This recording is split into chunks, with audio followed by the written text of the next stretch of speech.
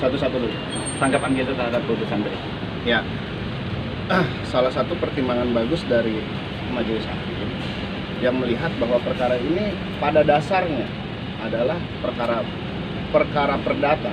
Ya, sebenarnya udah selesai perkara pailitan yang diikuti juga oleh Bang Sumsel Babel. Ya kan, jadi nggak mungkin dalam suatu permasalahan hukum itu diselesaikan lewat dua cara. Yang pertama itu.